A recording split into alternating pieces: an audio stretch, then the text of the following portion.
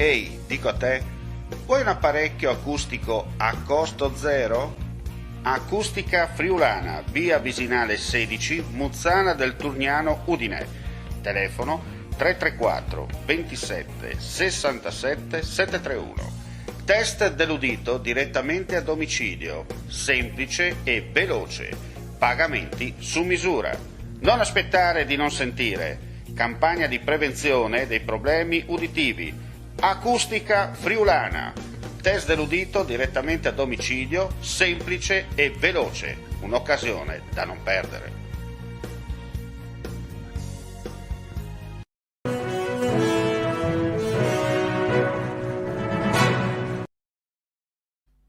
Cordiale saluto gentili amici e amiche, ben ritrovati con l'informazione su friulitv.net, le ultimissime dal Friuli Venezia Giulia, i fatti di cronaca accaduti nella notte e riepilogo soprattutto in merito al maltempo.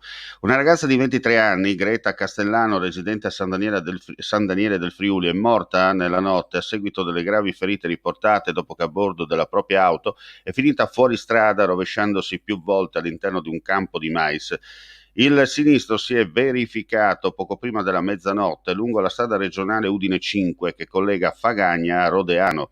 Sul posto sono intervenuti i vigili del fuoco e i sanitari del 118.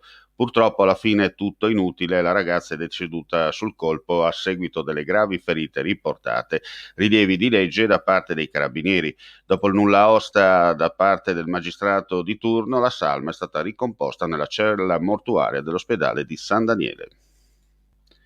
E adesso parliamo dell'ondata di maltempo che ha colpito ieri sera la nostra regione, perché sono proseguiti tutta la notte gli interventi dei vigili del fuoco, supportati dalle locali squadre della protezione civile, lavori di rimozione e messa in sicurezza dopo la violenta ondata di maltempo che dal tardo pomeriggio fino alla serata ha interessato diverse aree. I comandi dei vigili del fuoco di Pordenone e Udine al lavoro causa alberi, rami, coperture di tetti e altri elementi costruttivi pericolanti o caduti e anche in certi posti allagamenti.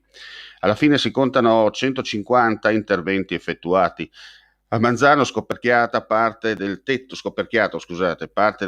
della Calligaris, l'area del capannone adibito a magazzino. Non si registrano per fortuna feriti.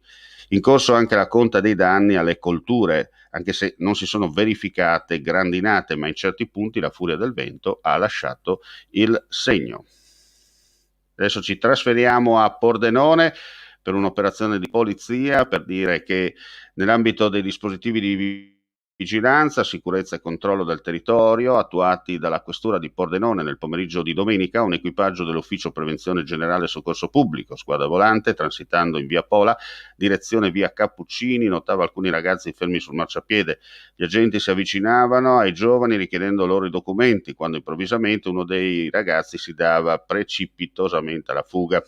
Quest'ultimo risultava avere un involucro di cellophane rosso occultato nella parte interna dei jeans, fissato mediante scotch all'altezza della caviglia, contenente 21 grammi di sostanza stupefacente di tipo hashish, come confermato dall'esame reagentario narcotest che dava esito positivo ai cannabinoidi. E ancora veniva rinvenuta una dose di hashish confezionata in un involucro di cellophane e nascosta all'interno di un calzino. La perquisizione veniva quindi estesa all'abitazione, dove nella cameretta dello stesso, in un mobiletto contenente riviste, libri e giornali, si rinveniva un guanto in lattice con all'interno 2 pezzi di hashish per un totale di 133 grammi. Vicino alla sostanza stupefacente si recuperava anche un bilancino digitale di precisione e la somma in contanti di euro 635 in varie taglie, chiaramente. Il giovane spacciatore veniva tratto in arresto, accompagnato presso la propria abitazione in regime di arresti domiciliari a disposizione dell'autorità giudiziaria. E con questa notizia chiudiamo qui questa pagina informativa del mattino, chiaramente tutte le altre news attraverso il nostro sito www.friulitv.net. Grazie come sempre per la visione e l'ascolto e buona giornata a tutti. Vuoi assaggiare una birra dove al suo interno scopri la specialità tipica friulana? Lumi Beer, il prodotto ricavato in 20 ettari di terreno coltivato orzodistico, biodiversità, performance ambientale.